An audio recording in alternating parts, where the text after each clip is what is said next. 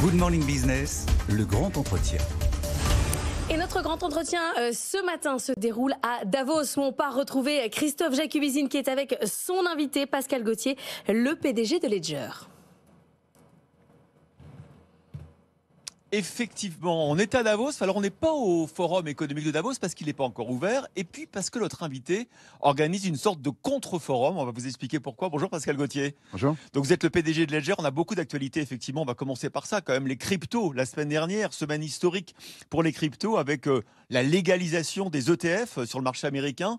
11 organismes ont reçu un agrément pour pouvoir le proposer au grand public, sans avoir besoin de clés, sans avoir besoin d'accès crypté. On peut acheter effectivement des indices qui vont suivre les cryptos. Est-ce que c'est une révolution pour le marché des cryptos ? En tout cas, c'est un grand pas vers la maturité. Et oui, c'est une révolution parce que les ETF, c'est un moment important dans l'histoire d'une commodité comme le Bitcoin. Oui. Mais alors, est-ce que ça casse pas un peu votre modèle ? Parce que ça veut dire que monsieur, madame, tout le monde vont pouvoir acheter des cryptos via leur banque ou via leur assurance vie aux États-Unis d'abord. Vous, il faut être un peu initié, il faut acheter une clé avec des mots de passe. Est-ce que ça tue le modèle ? Non, pas du tout. On a toujours intérêt à la propriété privée. Donc le modèle de la propriété privée, il n'est jamais remis en cause. On peut effectivement acheter son Bitcoin en passant par un ETF, mais à un moment donné, quand on aura besoin de le posséder ou quand on voudra le posséder, on passera par Ledger. Mais justement, est-ce que c'est pas un peu l'embourgeoisement des cryptos ? Parce que c'était pendant longtemps un marché, effectivement, d'abord privé, on va en parler tout à l'heure, un peu d'individu à d'individu, de peer-to-peer.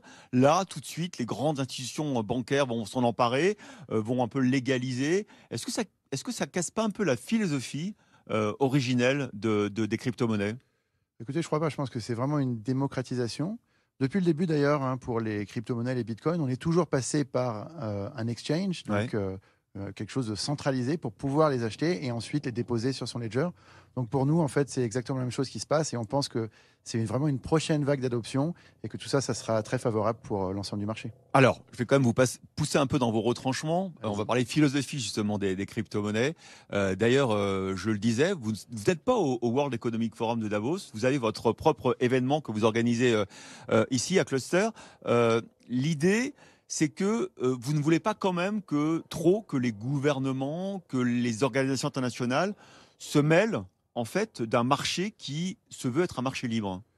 Oui, exactement. En fait, on pense qu'il y a des valeurs qui sont importantes. La propriété privée, c'est important. La liberté, c'est important. Et de mettre les technologies au service de ces valeurs fondamentales, on pense que ça, c'est très important. Et donc, ça s'oppose un peu à une vision, je dirais, plus centralisée, plus gouvernementale, où on aurait le contrôle de tout et on utiliserait la technologie pour dire aux gens ce qu'ils doivent faire. Donc, nous, on pense que la liberté et la propriété individuelle doivent être protégées. Ça veut dire que vous avez l'impression parfois que, notamment à Davos, notamment au World Economic Forum, on estime qu'on sait mieux que les individus, on sait mieux que le reste de la planète, ce qu'il faudrait faire, la manière dont il faudrait réguler l'économie, les marchés, les crypto-monnaies, et que au fond, vous voudrez imposer des règles un petit peu universelles, là où vous pensez, vous, qu'on peut très bien se débrouiller entre individus ? Entre nous, oui. Bon, écoutez, c'est deux modèles qui s'affrontent. Il n'y a pas de théorie du complot là-dessus. Je pense que c'est parfaitement légitime de vouloir réguler, d'avoir des gouvernements qui veulent faire des choses dans le sens du bien commun.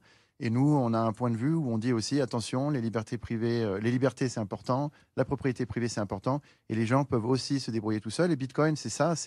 On parlait des ETF il y a 2 secondes.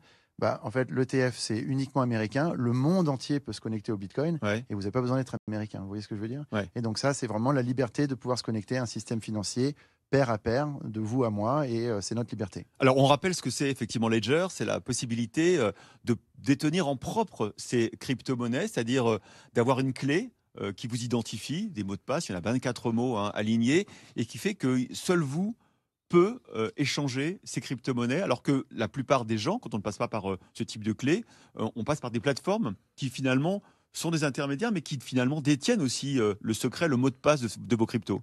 Oui, exactement. Donc, avec Bitcoin, c'est la propriété digitale, la propriété privée digitale.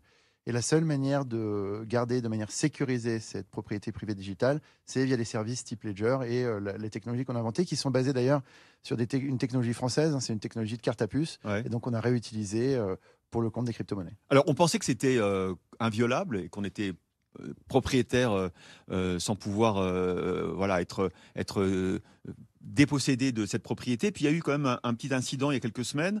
Un hacker a réussi quand même à voler certaines cryptos de vos clients. Est-ce que vous pouvez nous réexpliquer ce qui s'est passé et comment s'est résolue cette affaire? Oui, bien sûr. Alors, Ledger et l'app compagnon Ledger Live, ça reste inviolable. Donc, ça n'a absolument pas été violé. Par contre, Ledger doit interagir avec d'autres systèmes dans le marché. Et dans ces interactions, les systèmes n'avaient pas respecté certaines guidelines de sécurité qu'on leur avait données, et notamment quelque chose qui est très important dans notre domaine, c'est vous ne pouvez signer une transaction que si vous pouvez la voir. Et en fait, une grande partie du marché est interconnectée. Il y a toute une chaîne d'événements qui a fait que des coins ont pu être volés. Ce n'est pas uniquement la faute de Ledger, c'est une cascade d'événements qui ont fait ça.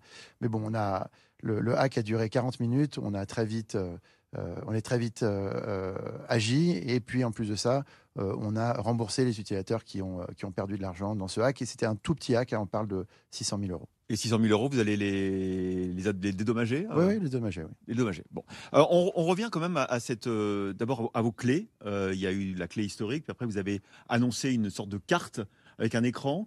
Elle n'est toujours pas sur le marché, on n'a toujours pas pu l'avoir entre les mains. Qu'est-ce qui se passe? Est-ce que vous avez des problèmes de production? Quand est-ce que ce sera prêt, cette nouvelle carte qui est censée aussi démocratiser l'accès aux cryptos? Oui, exactement. En fait, on a essayé, on innove toujours fortement chez Ledger, et dans ce nouveau produit qui s'appelle Ledger Stacks, on a voulu innover en faisant un écran qui est une première mondiale, qui est un écran e-ink complètement incurvé. D'accord.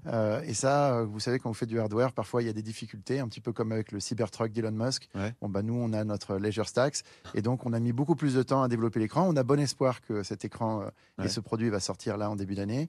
Mais de toute façon, l'année 2024, c'est une année qui verra un ou deux nouveaux produits Ledger sur le marché. Un autre nouveau produit qui serait quoi? Qui serait aussi un portefeuille numérique. Voilà. Ouais. Mais on va focaliser maintenant sur les grands écrans parce que le marché se complexifie. Il y a de plus en plus de choses qu'on veut faire maintenant avec ces crypto-monnaies. Donc, on a besoin d'écrans plus grands, on a besoin de faciliter l'utilisation. Et donc, c'est tout ça qu'on améliore. Et l'année 2024, encore une fois, verra des nouveaux produits Ledger sur le marché. Allez, on revient quand même à ce qu'est une crypto. C'est quand même très intangible comme actif. On achète quoi? De la rareté, on achète des actifs que des ordinateurs et des super serveurs fabriquent, recalculent en permanence. Est-ce qu'il ne faut pas mieux acheter de l'or quand même? Vous savez, quand vous êtes un investisseur, vous devez faire vos choix. Le Bitcoin, on l'a souvent appelé l'or numérique. Et donc, c'est vrai que le Bitcoin a toutes les propriétés de l'or qui font que l'or a de la valeur, et le Bitcoin, la même chose. L'avantage du Bitcoin, c'est qu'il est complètement fini. On sait qu'il y en aura 21 millions à tout jamais, alors que l'or, on en trouve encore aujourd'hui. Mais on voit aujourd'hui dans les marchés que le Bitcoin monte, l'or monte, et donc on voit qu'il y a des valeurs refuges. Le monde est un peu secoué, il y a plein de choses qui se passent dans le monde en ce moment. Et les investisseurs cherchent des valeurs refuges, et ils vont vers l'or et vers le Bitcoin. Alors les investisseurs et parfois aussi les États peu recommandables, on sait que les cryptos, le Bitcoin a pu servir d'actifs d'échange pour les Russes, par exemple, avec les Chinois notamment. Est-ce que c'est pas en train quand même de dégrader ce marché, de voir que finalement c'est un marché tellement discret qu'on peut effectivement y nouer des transactions pour des raisons peu recommandables? Non, je crois pas. Il y a beaucoup d'études qui sont sorties qui montrent que justement pour les vendeurs de drogue, les terroristes, etc., c'est très peu recommandable de passer par le Bitcoin et les crypto-monnaies parce que c'est traçable et c'est public. Donc, on ne va pas utiliser un système traçable et public. Il vaut mieux utiliser du cash, par exemple, qui est intraçable. Mais en plus de ça, vous savez... Les États l'ont utilisé, les Russes, les Chinois. Oui, mais vous savez, le monde aujourd'hui est en train d'évoluer. La position du dollar comme monnaie unique mondiale d'échange, elle est challengée. Et donc, il y a tout un tas de choses qui se passent. Et les crypto-monnaies rentrent dans ce jeu géopolitique parce que c'est un très bon moyen de transférer de la valeur.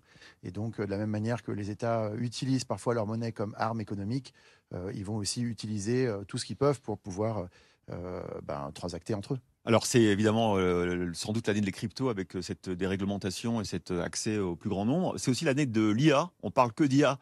On parle de l'IA partout ici. C'est en train de bouleverser énormément de secteurs et de métiers. Vous avez vu ce rapport du FMI qui dit que 40 à 50% des métiers vont être impactés par l'IA. Est-ce que ça va impacter aussi les cryptos?